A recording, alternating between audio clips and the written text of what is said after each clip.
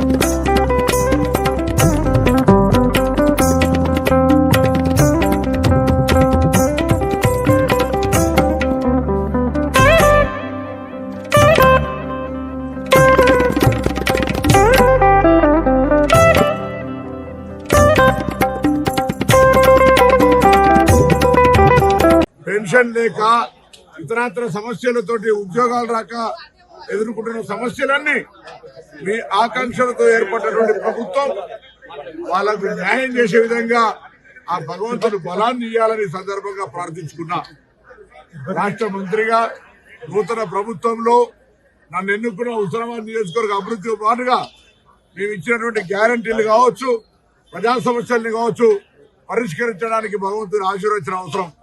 ఈ వైకుంఠ ఏకాదశి పర్వదినాన ఆ భగవంతుడు నిండు ఆశీర్వచనం అందరి మీద ఉంచి, ఈ ప్రభుత్వం మీద ఉంచి, ఈ ప్రజల మీద ఉంచి అందరూ కూడా మంచి సుఖ సంతోషంతో ఉండాలనేటువంటి ఆకాంక్షను మరి ఆ భగవంతుని ముందట ఉంచుతూ ఆ భగవంతుని ఆశీర్వచనం తప్పకుండా ఉంటుందని మరొకసారి వైకుంఠ ఏకాదశి శుభాకాంక్షలు తెలియజేస్తూ అందరికీ నమస్కారం.